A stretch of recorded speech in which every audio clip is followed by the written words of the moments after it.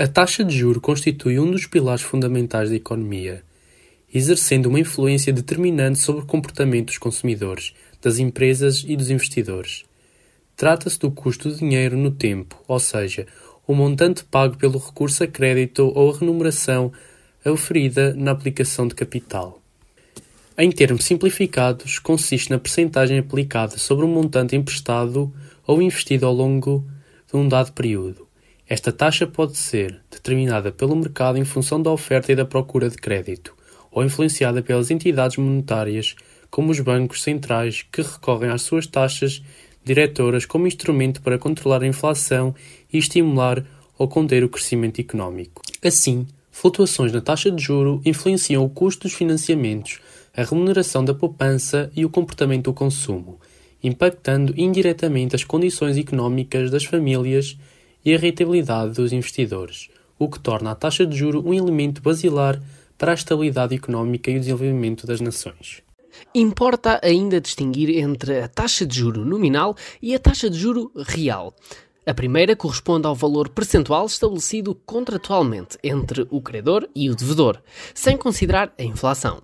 Já a taxa de juro real resulta do ajustamento da taxa nominal pela taxa de inflação, refletindo-se, assim, o rendimento efetivo da poupança ou o custo real do endividamento.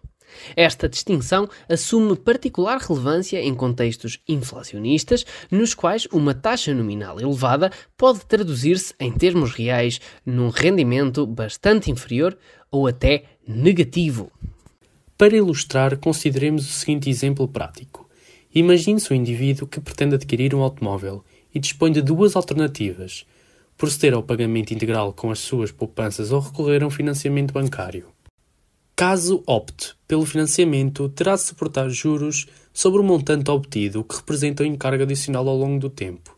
Por outro lado, se empregar as suas poupanças na aquisição do veículo, abdica da possibilidade de investir esse capital numa aplicação financeira suscetível de gerar rendimentos. Assim, a taxa de juros condiciona diretamente a decisão ao determinar tanto o custo do financiamento como o retorno potencial das economias investidas. Vejamos agora um exemplo no âmbito empresarial. Suponha-se que uma empresa necessita expandir a sua capacidade produtiva e dispõe de uma opção de contrair um empréstimo para investir em novos equipamentos. Se a taxa de juros se encontrar elevada, o custo do financiamento poderá tornar o investimento menos atrativo, uma vez que os juros a suportar podem comprometer a rentabilidade do negócio. Contudo, se as taxas de juros estiverem reduzidas, o recurso ao crédito pode relevar-se uma estratégia vantajosa, permitindo a aplicação da empresa com um encargo financeiro mitigado.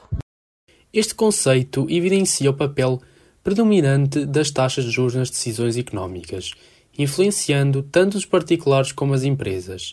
Estas condicionam os níveis de consumo, de investimento e de crescimento económico, tornando imprescindível a compreensão do seu impacto, seja recorrer ao crédito, ou investir ou a planear o futuro financeiro.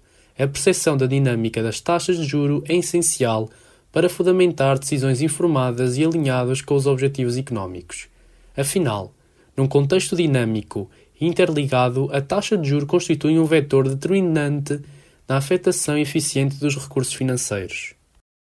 Se achaste interessante este vídeo, não te esqueças de te inscrever, pois aqui exploramos as conexões entre o direito e a economia, assim como os meandros da literacia financeira.